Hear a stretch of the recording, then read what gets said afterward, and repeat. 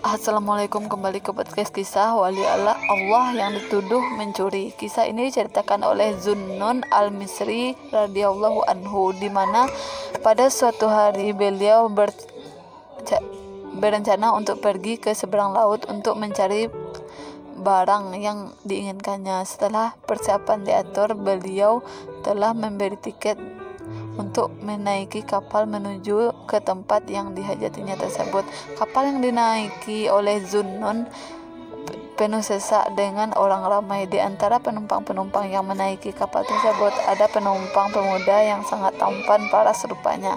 Wajahnya bersinar cahaya. Pemuda itu duduk di tempat duduk dengan tenang sekali, tidak seperti penumpang lain yang kebanyakan mondar-mandir di atas kapal itu.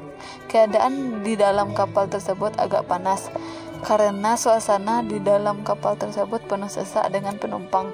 Pada peringkat permulaan pelayaran, ketika perjalanan dengan lancar sekali, keadaannya berjalan dengan lancar sekali. Keadaan laut tidak bergelombang dan angin bertiup tidak terlalu kencang. Dalam suasana yang tenang itu, tiba-tiba mereka dikejutkan oleh pengumuman yang dibuat oleh kapten kapal bahwa dia telah kehilangan satu barang yang sangat berharga. Satu pemeriksaan akan dijalankan sedikit waktu lagi. Semua penumpang diingatkan supaya duduk di tempat masing-masing. Keadaan di dalam kapal tersebut telah menjadi hingar-bingar karena penumpang sibuk berbicara dan berpandangan di antara satu sama lain. Masing-masing membuat perumpamaan tersendiri mengenai kehilangan barang tersebut. Tidak berapa lama kemudian pemeriksaan dilakukan seorang demi seorang. Semua tas barang-barang digeledah tetapi tidak menjumpai barang yang dicari. Akhirnya sampai kepada pemuda yang disebutkan oleh Zunnun. Oleh karena pemuda itu orang terakhir yang diperiksa pada anggapan orang ramai dan pegawai pemeriksa sudah tentu pemuda ini yang mencuri barang tersebut, maka pemuda itu diperlakukan dengan kasar sekali di dalam pemeriksaan tersebut.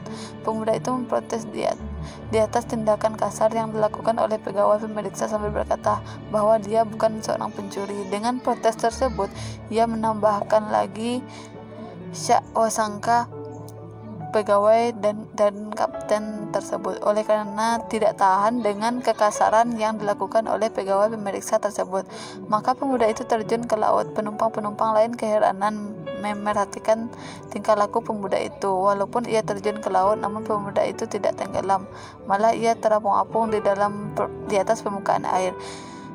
Pemuda itu berdoa kepada Allah Ta'ala dengan suara yang keras dan kuat sekali, "Ya Allah, mereka sekalian menuduhku pencuri. Demi Zatmu, wahai Tuhan yang membela orang teraniaya, perintahkan ikan-ikan di laut supaya timbul dan membawa permata-permata berharga di mulutnya." Tidak lama kemudian, dengan kuasa Allah Ta'ala, beribu-ribu ikan timbul di permukaan dan kelihatan di mulutnya batu-batu permata yang berkilauan cahaya. Semua orang yang berada di atas kapal bersorak dan menepuk tangan kepada pemuda itu.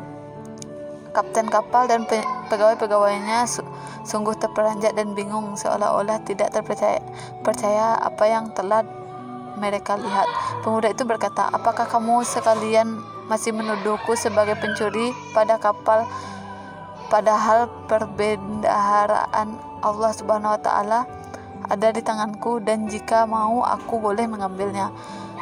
Kemudian pemuda itu menyuruh ikan-ikan tersebut kembali ke tempat asal mereka, dan pemuda itu berdiri dan berlari di atas air dengan cepat sekali menyebut ayat keempat surat Al-Fatihah yang bermaksud, "Hanya kepadamulah aku menyembah dan hanya kepadamulah aku meminta bantuan." Hikmah kisah ini menunjukkan bahwa seseorang itu jangan terburu-buru dalam melemparkan tuduhan kepada orang lain. Senantiasa berprasangka baik sesama manusia, karena Allah Subhanahu wa Ta'ala menyembunyikan para walinya di kalangan hambanya.